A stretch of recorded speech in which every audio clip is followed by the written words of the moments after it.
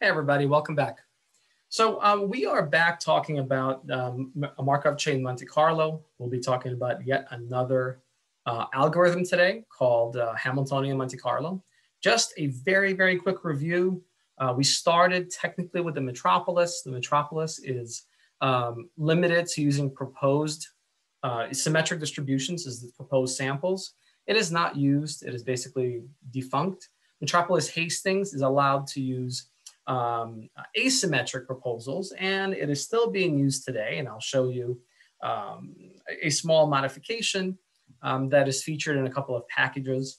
We then moved on to Gibbs Markov chain Monte Carlo, which uses a different approach entirely. I like to think of Gibbs as a set of known recipes of how likelihoods and priors come together inside of posteriors. And these special combinations of priors and likelihoods are called conjugate priors. They make known posteriors, and by known posteriors, I mean we know the name of the distribution, gamma, Poisson, beta, normal, and we know how the parameters of that distribution come together. We saw an example of this last time. So this is really exciting because if we know how to put together the distribution and we know the name of the distribution, we just generate random numbers from that distribution and we accept 100% of the samples because we are generating numbers from the posterior. So in an ideal world, we're happy because we never have to reject the sample. It's very, very popular, implemented in JAGs, OpenBugs, WinBugs. Probably the most used Markov chain Monte Carlo algorithm to date. So there is a couple more that I just want to mention very briefly out of the interest of time. I won't show you these. There is one kind of family called adaptive metropolis Hastings. If you recall, the hardest thing about the metropolis Hastings was setting the standard deviation of that proposal distribution. If it was too small, your proposals were not aggressive enough, and then your sampler never moved. If your standard deviation was too large, your proposals were too aggressive and you stepped off the posterior. You didn't accept any sample out there. So adaptive metropolis Hastings adapts the randomness of the proposal. So there's a couple of different approaches.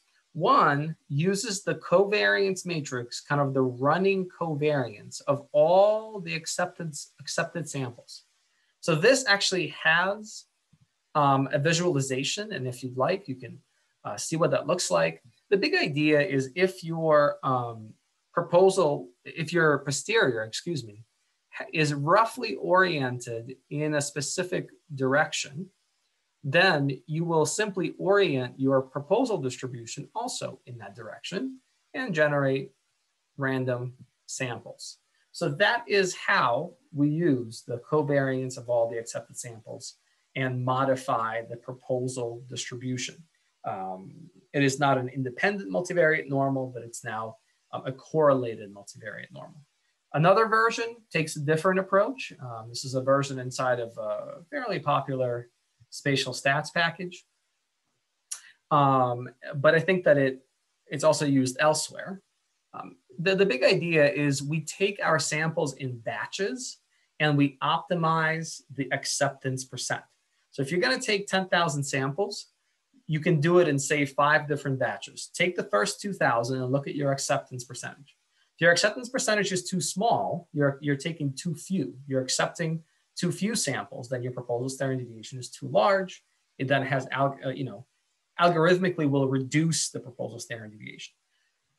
If your acceptance percentage is too small, you will, I think I misspoke. If you're accepting too many samples, you need to increase your proposal standard deviation. If you're accepting not enough, you need to decrease the proposal standard deviation.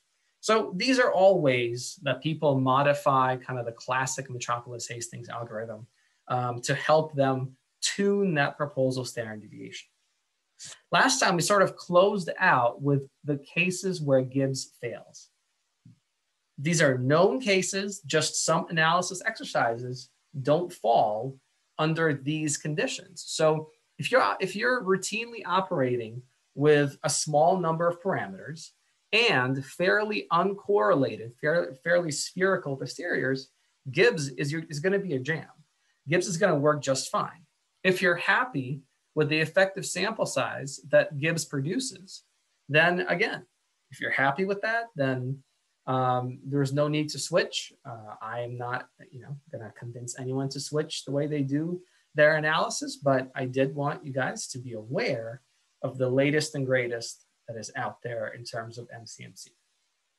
And so the name of the game is Hamiltonian Monte Carlo, that is starting to sort of take over. I wouldn't say take over, but it's becoming much more popular over time. And it's starting to now compete with Gibbs. Okay, what is Hamiltonian Monte Carlo? What we're going to be doing is using a set of equations to simulate particle motion in space. We're going to be using a set of equations to simulate particle motion in space. In this space, this particle motion will be governed by Hamiltonian dynamics, and specifically, we'll be assuming no friction at all. For us to mathematically simulate particle motion, we have to make certain assumptions. And we don't want to assume that regular old physics works, so we will assume there's no friction. So if we imagine that we can take any posterior, and to date, our posteriors have been anthills.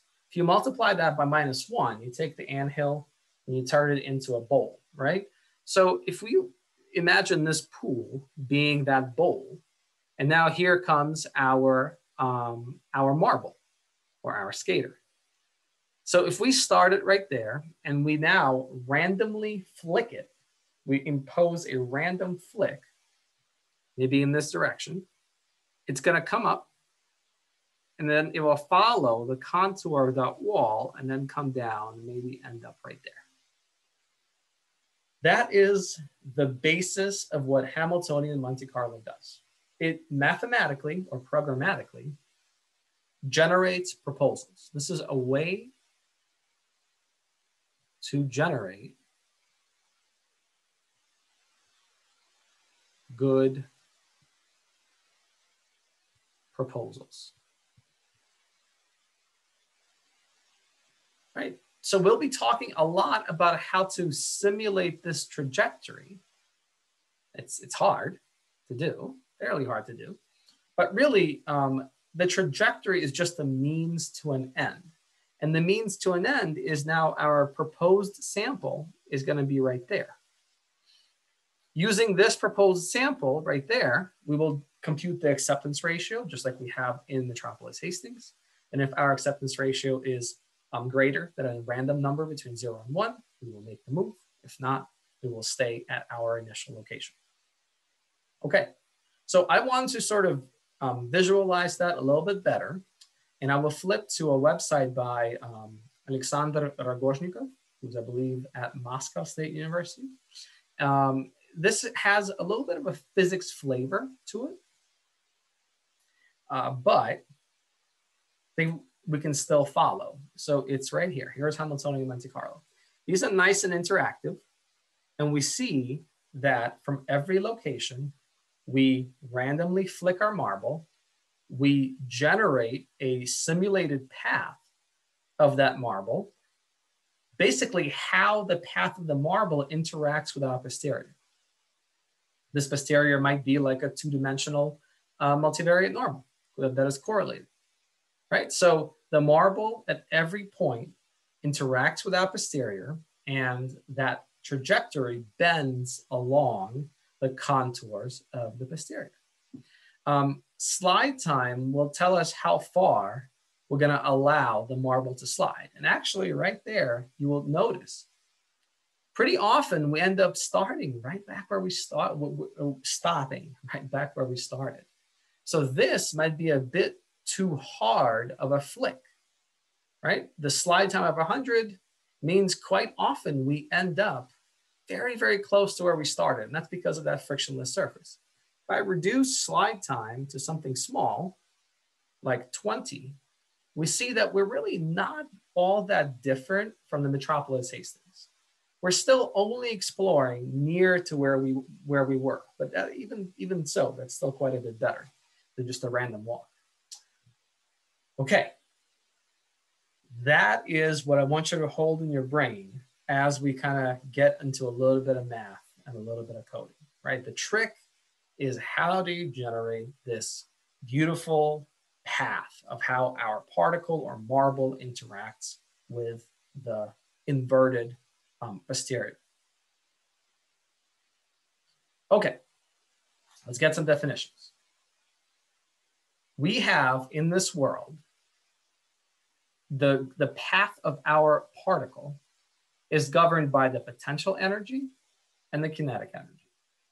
Let me get the kinetic energy sort of first, because initially it will just be a sample out of a multivariate normal. It just is a random flick. It's a random vector to set our particle off on that initial direction, right? It's just initial direction. Nothing more than a sample out of a multivariate normal.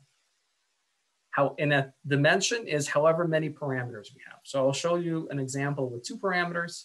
It'll be a 2-dimensional multivariate normal. If you had 15 parameters, it'll be a 15-dimensional multivariate normal.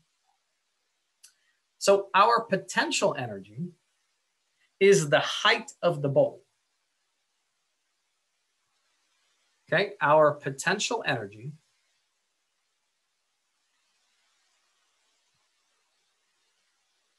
is the height of the bowl.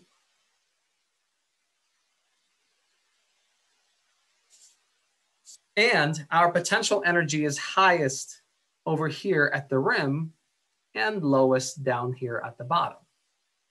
Remember that we invert the log posterior.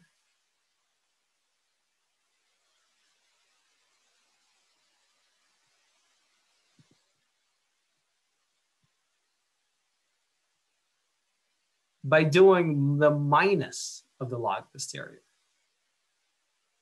So everything is inverted. The peak is now at the bottom and the tails are at the top. Intuitively, you're thinking that our particle will have a tougher time stepping off into this nether space where we're not going to be accepting the sample. As we're simulating its motion, it will start to approach the tail and then just go back down, right? Our MCMC is most efficient when we're visiting the densest areas as well as the less dense areas. And we're not at all visiting all the space that's outside, where the particular parameter combinations are almost impossible. So kinetic energy, random flick, potential energy, the height of the bowl. And it's actually the sort of the opposite of what we've seen thus far, because we take -1 multiplied by the log posterior. In the Hamiltonian Monte Carlo world, we have something called the Hamiltonian that will come into play when we decide whether or not we're going to accept or reject our new sample. The Hamiltonian is a function of both the potential energy and the kinetic energy. It's a function of both the parameters and the momentum.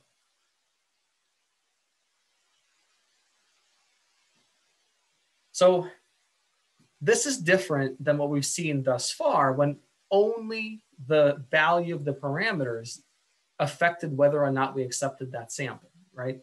We computed the log posterior at a new set of parameters. We computed the log posterior at the old, found the acceptance ratio, compared to a number between 0 and 1. Here, we introduce an auxiliary variable.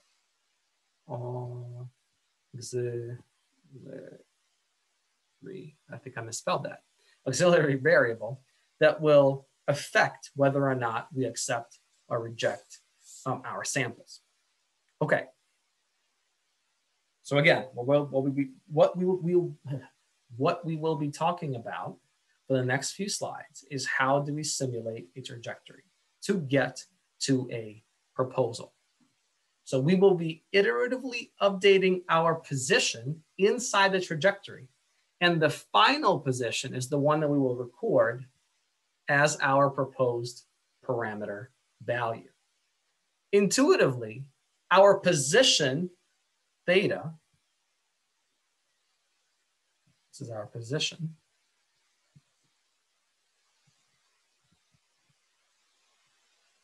changes as we move around the bowl formed by negative log posterior, and our momentum changes as well. As we come up to the top of our bowl, the momentum actually reverses itself because we go this way and then eventually we come back down. So our position changes and our momentum changes. We have to incorporate all that into our proposals. So roughly speaking, our new position inside of our trajectory is our old position plus some momentum. Okay, that makes sense. You know, where I'm going is a function of where I was and how hard I was flicked to get there. The new momentum, we then update the momentum depending on where I am inside of that bowl. Old momentum updated by the gradient. The gradient is just the multivariate derivative. The gradient is a multivariate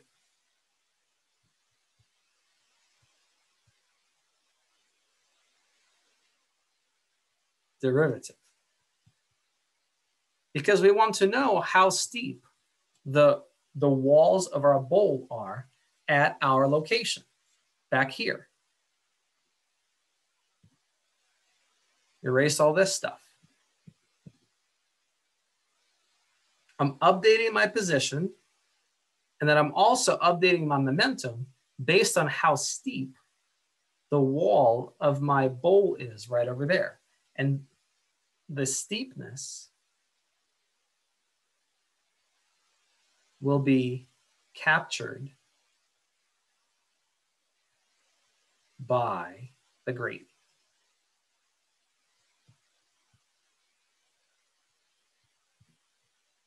Okay. And again, the gradient is just the multivariate derivative. And then we just update. So we iterate. We assign our new momentum to old momentum, new position to old position, and we repeat. We repeat some number of steps, not number of samples. This is to generate just a single proposal. This is the number of steps inside of a single trajectory. We will only record the final position, and that becomes our proposal. Okay, we need to introduce some new lingo then. Of course, theoretically, the trajectories are perfectly smooth.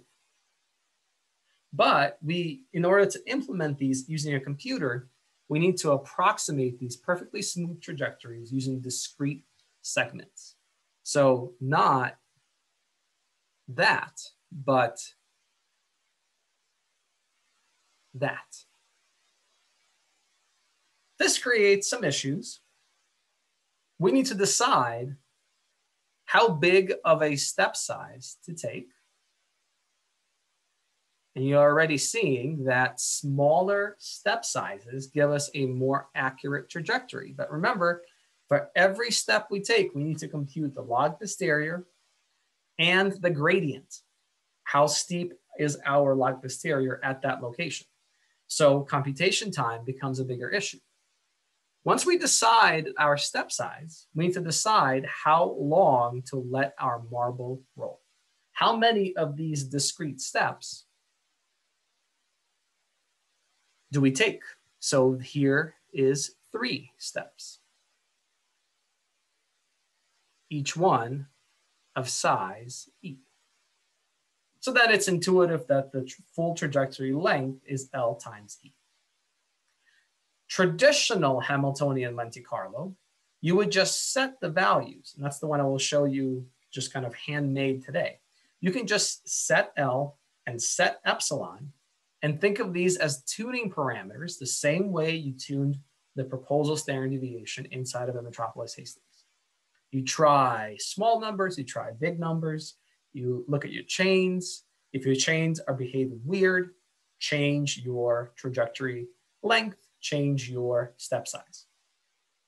If you can stand to wait, smaller step size is always better. This is hard to do.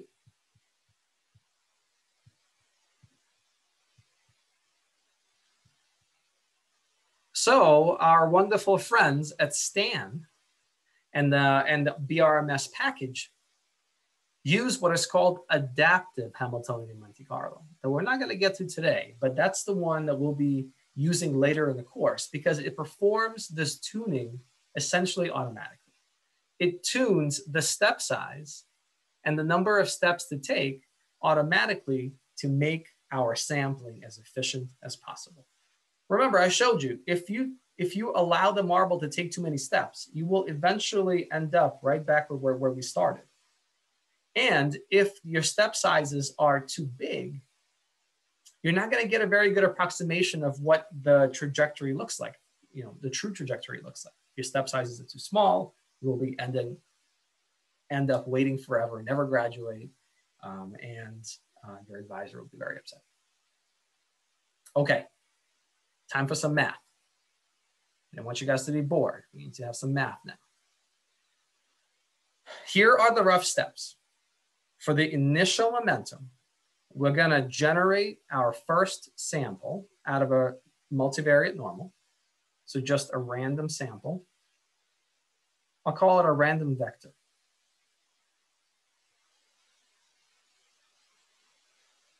And apply.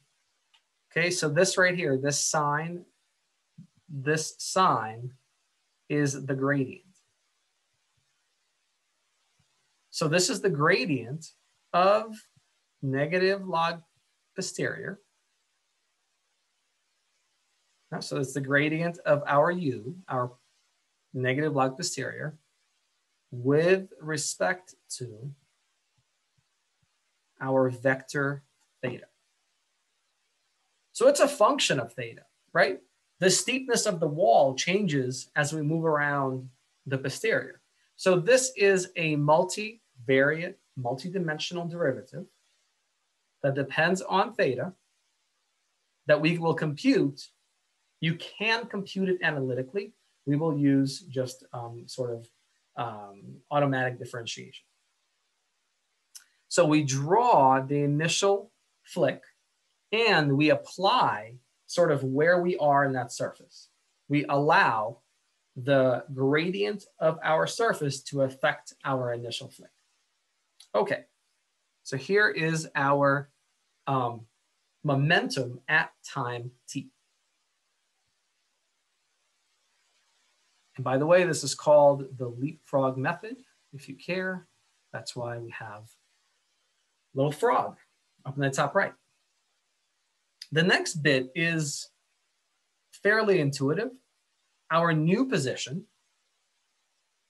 at time t+1, and this is again within one trajectory to get to a single proposed sample. You take your old position and then you add step size times momentum.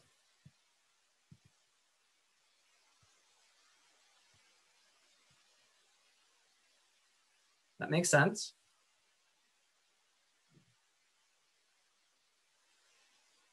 And that gives us where the next point in our trajectory will be. Now, we will update the momentum, right? Our momentum interacts with the bowl because of how steep it is. And look, see this minus sign? If our gradient is large, if our bowl is steep, we will reduce and maybe even invert the momentum.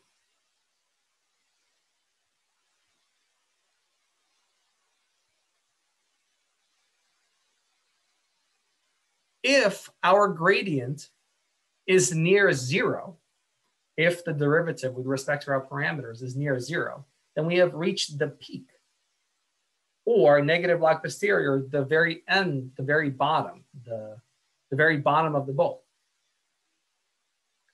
If this gradient is near zero, then no change to the momentum, because we assume there is no friction. So if our log posterior is flat at a certain point, then, and that's a very, very flat surface, there is no change at all to the momentum. Our marble can keep sliding forever. So we actually don't like really, really flat posteriors. It doesn't give us a chance to follow those gradients, right? So I hope you guys see how these two signs at first glance are arbitrary, while we add one thing and we subtract another thing. But after we dig in a little bit further, they're actually quite intuitive. Okay. Let's take a look at what happens in just 2 dimensions, where we have a single variable and our inverted log posterior. Negative log posterior.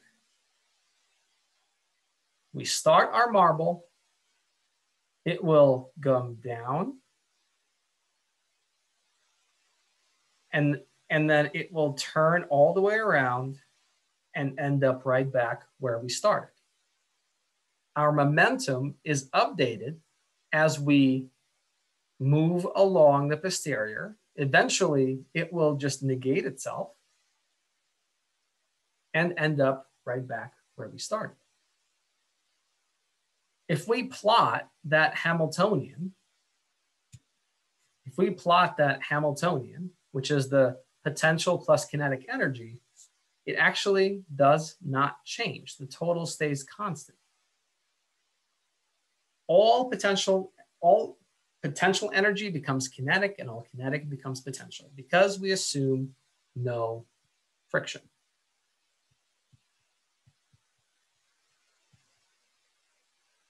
So it's a funny little world, very unrealistic.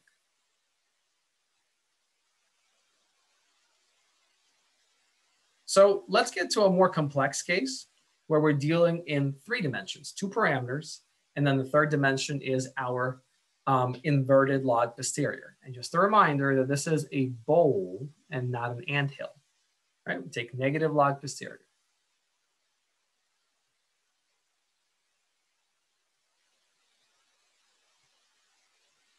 We start right here at the X, and we flick it in this general direction. That's a single sample from a 2-dimensional multivariate normal. And you can see that our marble will, I'm sorry, the X is where we stopped. This is the starting position. We flick it in this direction, and the marble follows the ridge. So it's a very, very narrow bowl because our parameters are very correlated. This would be the exact case where the Gibbs might struggle. This might be the exact case where the Metropolis Hastings is stepping off the posterior. The Hamiltonian Monte Carlo is designed to follow the ridge line, and it eventually comes back out and stops right here. We have beautiful continuous trajectories where we know we will be approximating these. We'll be approximating these using discrete segments. So we need to keep our step size small enough that our potential and kinetic energies match up and the total stays constant. So we want the step size as small as possible.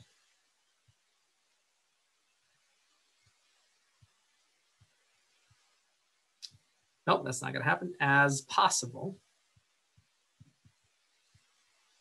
so that each one of these peaks is matched up to that trough, if you will. And then their sum stays constant. Okay. I mentioned this earlier, but there is such a thing as having the number of steps be too large. If it's too large, and this is the case on the right here, we took 28 total steps. They're called leapfrog steps.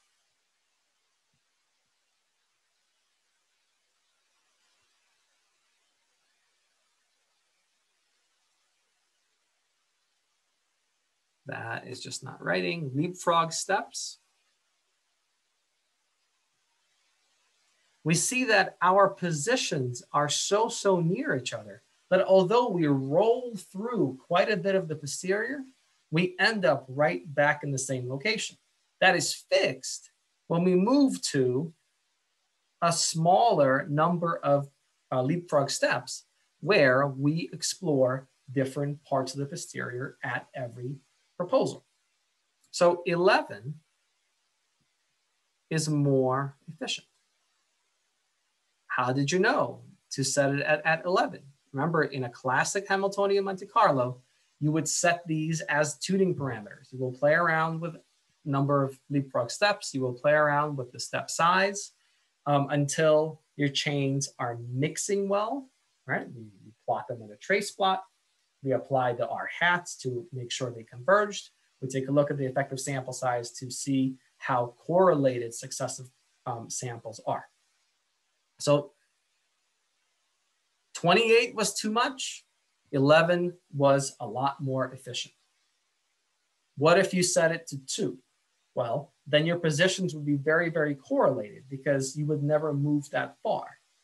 Never move that far. You only move 2 steps at a time. And then you would move to another location, move to another location, move to another location. It would take you forever to cover the entire posterior. Your positions would be too autocorrelated. That is identical to setting the proposal standard deviation to be too small. The chains just snake through forever. Luckily, these are going to be tuned for us. Before we look at R, I want to run this visualization for us. Here's what to expect. From our initial location, right there where my cursor is, we will have the initial random vector, the initial flick that comes from a multivariate normal distribution. In this case, 2-dimensional normal distribution. Right over here, we're going to be making some number of total steps, L, and using some step size. In this case, L was 20. My step size I set at 0.1. At every step, so there's apparently 20 steps there if we count. And to be honest, I never counted the number of steps, but I believe the code, that's 20 steps. We'll be performing this iteratively. Here's the initial random draw, update, induce the gradient at our starting location, update our position by adding momentum, and then update the momentum by allowing the marble to interact with how steep the wall is. If the wall is steep, we reduce momentum. If the wall is flat, then the marble keeps rolling. There is no changes at all to the momentum. With no further ado, here is our visualization. We will start right here at random. I decided to use 10 leapfrog steps, 10 total, so L equals to 10, maybe in the hopes I would actually count all the different segments. And I made the segments a little bit bigger so we can actually see the individual segments. So here's the first step. What we're expecting from our initial location, a flick, a random vector from a multivariate normal, mean 0, standard deviation of 1. There it is. There is our random sample from a multivariate normal, 2-dimensional multivariate normal, uncorrelated. So we will start, our marble will roll from right there in this direction, but we start to allow our momentum to interact with the posterior, and the posterior, we're looking at it from the top, but we're looking at a bowl, not an anthill. So it will probably roll down and start to interact with this next wall and then roll in this sort of snake-like pattern, maybe turning back on itself. Okay, so let's see. There it is. For some reason, the first step was slower. We modified the momentum slightly.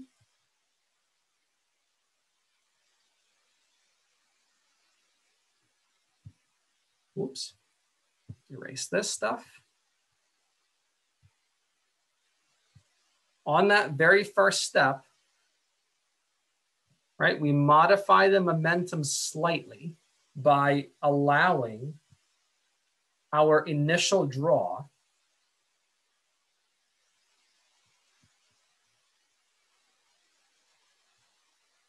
to interact with how steep our posterior is. That is why we had a small deviation. Even though we flicked it in this direction, the path of our marble went a little bit off, right? Because it followed the steepness of the posterior wall right there. We then came up the next wall. The momentum reversed itself. So at some point over here, the gradient was pretty close to zero. At some point near there, the gradient was close to zero, and we did not update the momentum. But then the gradient shifted and the momentum reversed on itself. We came down this way and stopped at the top of this wall of the posterior. Why did we stop there? Because we took 1, 2, 3, 4, 5, 6, 7, 8, 9, 10 leapfrog steps. How big were the steps? 0.2. Why 0.2? These are arbitrary settings of the classic Hamiltonian Monte Carlo. We then compare we then compute our acceptance ratio. And in this case, we actually reject the sample because just based on how I did this, we went from a point where the posterior was fairly light or somewhat likely. We actually ended up a little bit in a less likely location. So we ended up rejecting this sample. So if your understanding of MCMC is correct, then we did not move, and we will now produce another 2D random flick from the same location as this one. All right, let's see. Boom, interesting. So we're already at the top of that wall, and we're flicking it up into there.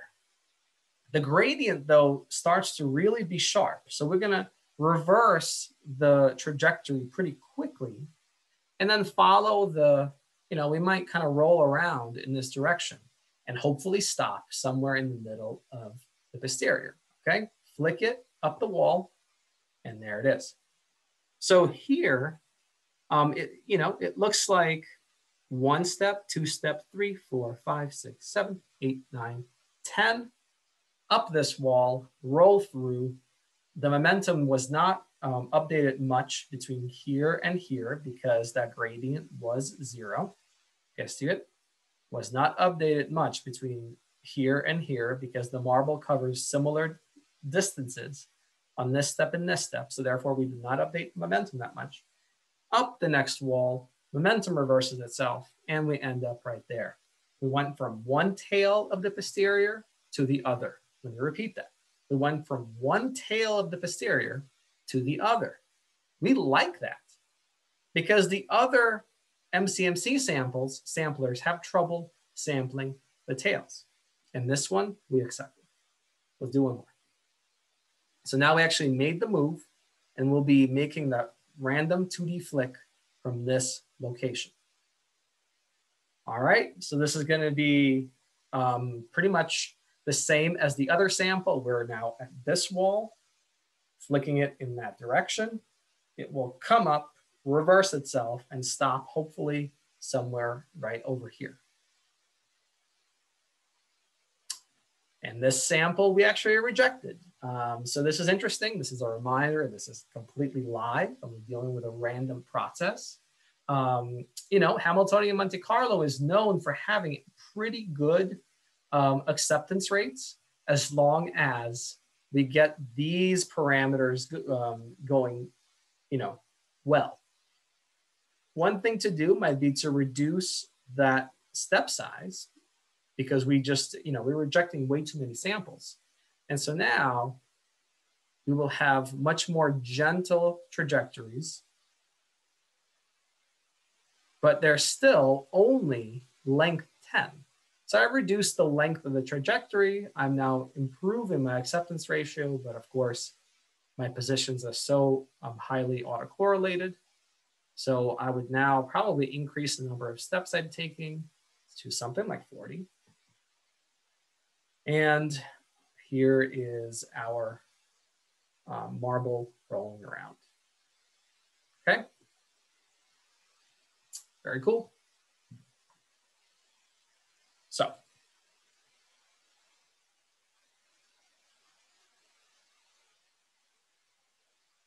to be clear, unlike the Metropolis Hastings, where our acceptance ratio was only based on the posterior, so log likelihood and the priors, evaluated at a new parameter value versus the old, we also drag along the momentum itself. And that is what makes Hamiltonian Monte Carlo different, because we generate our motion based on this Hamiltonian. So we sort of have to, this momentum introduces additional uncertainty into our problem. So we have to bring it along. So our acceptance ratio is a ratio of these two Hamiltonians. If it's bigger than a random number between 0 and 1, this should say random number between 0 and 1, excuse me.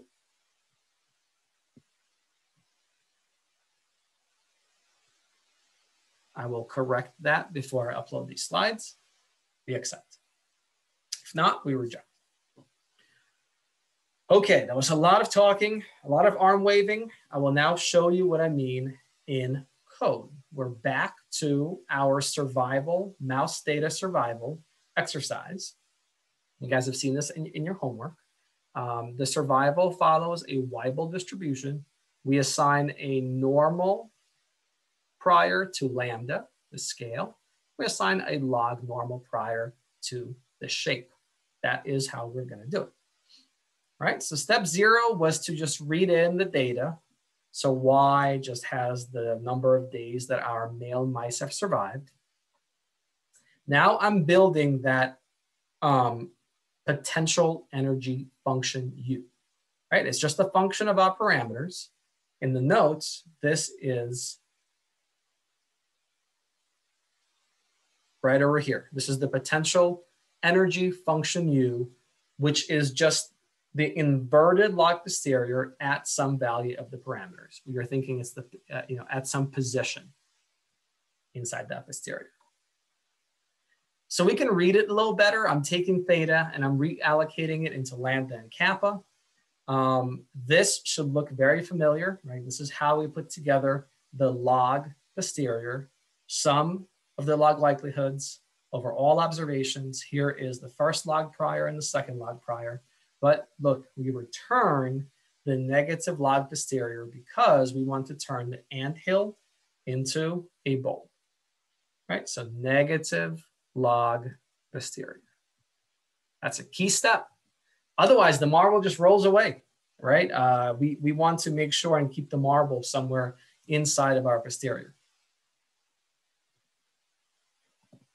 I ran all these functions already, but I will just show you that they work. So anytime you make a function, go ahead and run it at some, combination of parameter values and to make sure that it is robust enough to accommodate, all kinds of combinations. Okay, those numbers are crazy, but we know that they're not readily interpretable. All right, next, we need the gradient of our log posterior at every spot we're going to evaluate. Where does the gradient come into the picture? The gradient is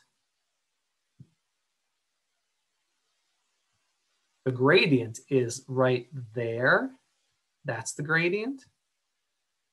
Multivariate derivative. And that is the gradient. So if you're following along in the book, the author actually takes the derivative by hand. So in theory, I could have taken the derivative of my log posterior with respect to lambda and made it the first element of the gradient. I could have taken the derivative of my log posterior with respect to kappa and made it the second element. What I'm going to do is what R does when we're going to be estimating these models using STAN and BRMS. You know, you can't figure out all the gradients by hand. We're going to be using the gradient function inside of the package called rootsolve. And this will return a two-dimensional derivative at any point inside of our log posterior. So I'll run this. All right, now I can just take a look. So here is the gradient at 10, 10. It's a huge negative number here, huge positive number here. Here is the gradient at 510. All right, here is the gradient at 503. If you're playing along at home, the maximum likelihood estimates are pretty close to these two numbers, 503. What is the gradient close to when our parameters are near their maximum likelihood estimates? The answer is 0. I clearly didn't hit it because the MLE is not 503, but our gradient is much, much smaller because we're approaching the maximum likelihood. I'm also taking the gradient of the entire posterior, not only the likelihood. So this is actually the maximum a posteriori, which is the MAP, not the MLE. Anyway, we're getting close to the maximum because our gradients are approaching 0. Cool, I have my U, which is my potential energy. I have the gradient that I will use to update my momentum. So the next bit is a fairly complicated function that I was just gonna take one step at a time. This is from our book in these pages, and also from a paper that has a very, very similar code. This function generates a single trajectory to a single MCMC proposed sample. So I have to give it my negative log posterior, the gradient of my negative log posterior, my step size, the number of steps I plan to take, and some starting position. So my starting position is, I just randomly said, or just said 503. My step size, I'm starting at 0.2. My number of leapfrog steps, I'm starting at 20. These are all arbitrary numbers. Okay, first, I will uncomment this just to show you guys how this works. And then I'll have to remember to comment it back out when we actually run a full set, because otherwise it will produce the same exact random momentum every time. So I start at my starting location, and here is my initial random flick. My initial random flick is a negative 1.2, -5. So if I draw what that looks like,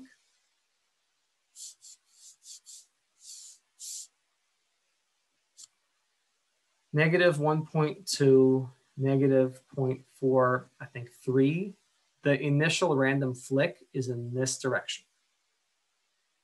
Right, this is the X direction. This is the Y direction. Yeah, if I'm being even more precise, in that direction right there. That is going to be our initial direction in which we set off our marble from 503. A lambda value of 500, a shape value of 3. Remember that we make half steps at first, and I will go ahead and impose the gradient already. So here is, I'm applying my gradient function to my initial location. It's all negative, okay. And I'm using half steps. So line 58 is actually doing this. I'm taking my initial random draw, which was that kind of vector. I'm using half step size. Step size was arbitrary, and my gradient at my initial location. Okay. Some bookkeeping that I will not bore you with. And now from line 67 on, now we're going to be iterating that trajectory over all of my leapfrog steps. I have 20 leapfrog steps to do. So the first thing I'm going to do is I'm going to update my position.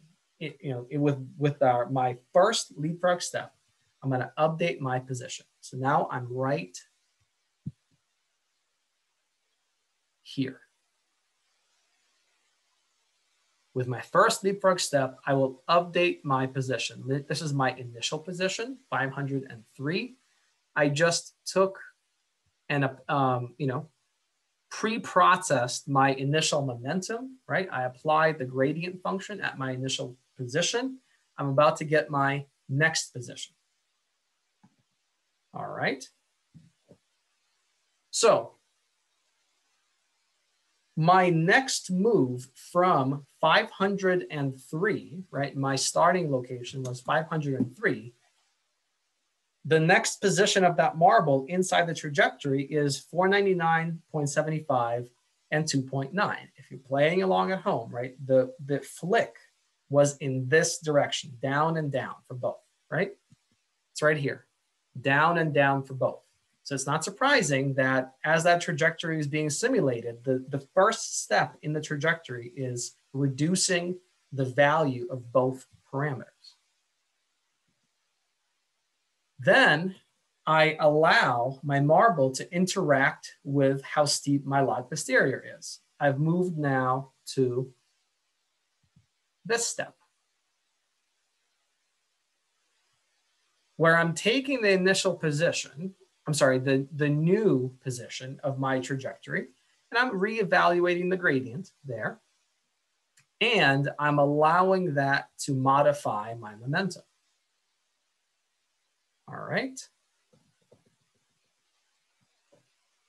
So there is my gradient. I actually hit a pretty steep gradient, on the scale of, this is lambda, this is kappa. So it will have an effect. And then I'm doing some bookkeeping. And so let me iterate now over all 20 leapfrog steps. All right. Apologies, it was here. Okay, so now we will do some comparisons. So here are all of my 20 coordinates, right? Here is my starting position, and then I'm taking 20 steps after that. So here are 21 coordinates, my initial position, and 20 steps after that. If you recall, my original flick was in this direction, down and down for both. But then eventually, my momentum reversed on itself, right? And we saw that kappa hit a pretty sharp gradient. However, my final proposal is going to be the final position of my trajectory. So after all of that, I started at 503. My proposed sample is 497 and 3.04, the last position in my trajectory. Okay, now we're going to apply some rules to decide whether or not to accept or reject it. I don't want to spend too long on this particular code. Conceptually, though, look at the fact that it is a function of both our position and our momentum, our proposed position and our proposed momentum. We're comparing that to a random number between 0 and 1 we're either accepting or rejecting. Right, run my function. Again, this is just to generate a single trajectory. And so I can generate 9 different trajectories from the same starting point. For example, here's one. Okay. First things first, this was accepted.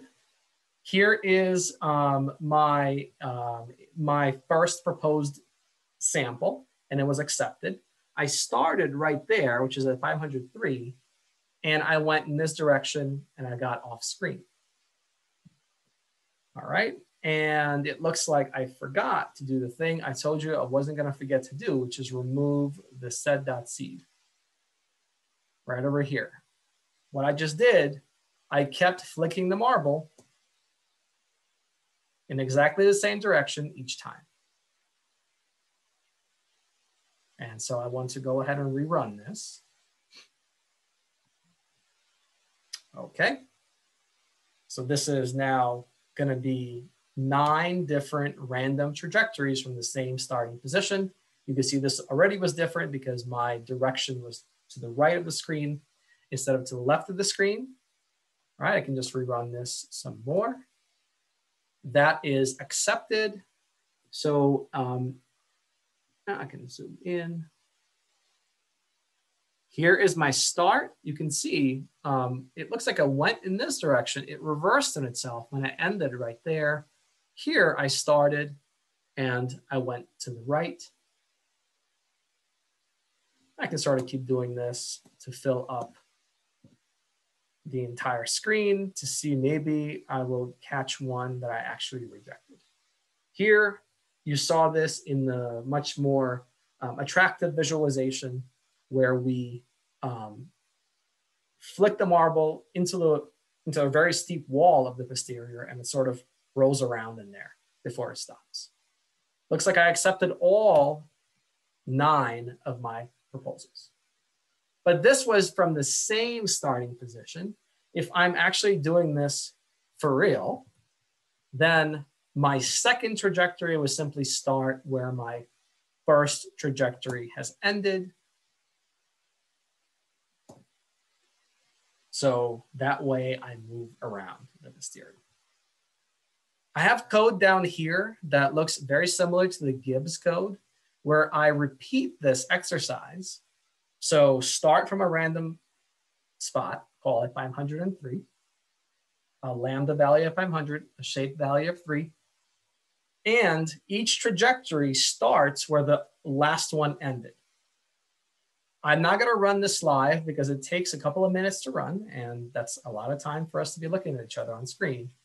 I will show you what this looks like, however.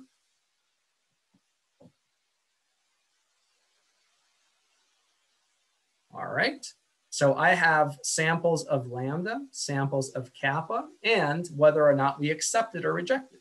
So my acceptance percentage is over 96%. It looks like my chains are mixing okay.